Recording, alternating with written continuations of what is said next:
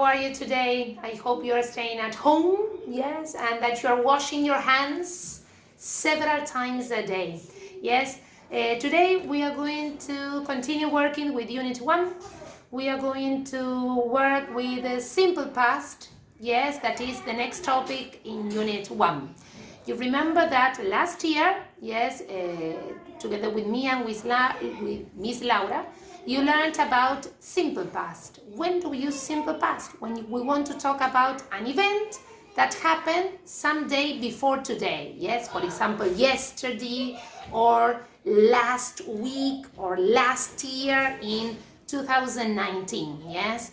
You remember that I explained that when we want to talk about the simple past, we have two groups of verbs. We have regular verbs and we have irregular verbs. How do we make the regular verbs? Yes, you have a verb and you add the suffix ed that indicates that that word is written in the past. Yes, and you have the verb. Yes, for example, you have the verb play, and if you add the suffix ed, you turn the verb played. For example, Juan Pablo played football last Monday. We also have some verbs that end in e, and if they end in e, you don't need to add the ed. You just add the d. For example, as I said, the verb dance, yes, the verb dance ends in e, and as it ends in e, you don't need to add ed. You just add d. For example, Abril danced a lot last night. Yes, and then we have the other group of verbs that are the irregular ones. And what happens with these verbs? Yes, I have a verb, for example, the verb to be, and when I add the suffix ed, we have a new word. For example, was or were. For example, I can say Ariana was at Paraguay last summer. Or I can also say Lautaro and Juan Pablo were playing ping pong 2 weeks ago. Yes, I'm talking about past events. Yes, and in those events, when I use the irregular verbs, I have a whole new word. Yes, that's why I have given you the list. Let's see. You remember that I have given you the list of irregular verbs, yes, that are the ones that you are going to use for this unit, yes? And you have a lot of words like this, yes? You have the verb to be, you have the verb go, that when I add the suffix ed, it turns into went. For example, I can say Millie and Ludmi went to dancing lessons 2 weeks ago, yes?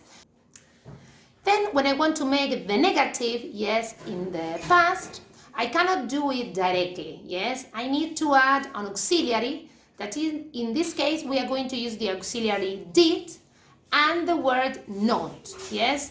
We use did not.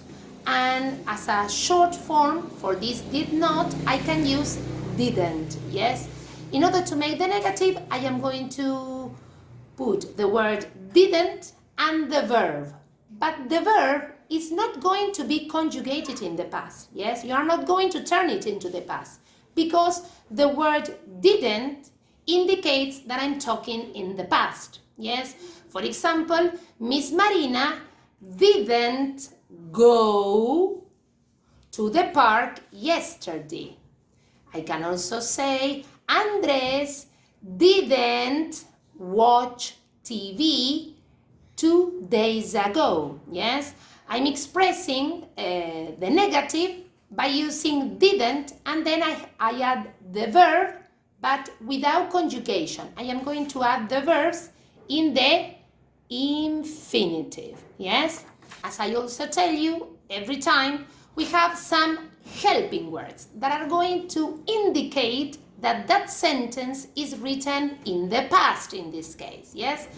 The helping words are going to be yesterday, any combination with last, For example, last Monday, last Tuesday, last September, last October. I can use last plus a month or last plus a day of the week.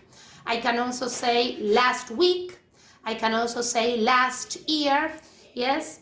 I can also say in 2019, in 2007.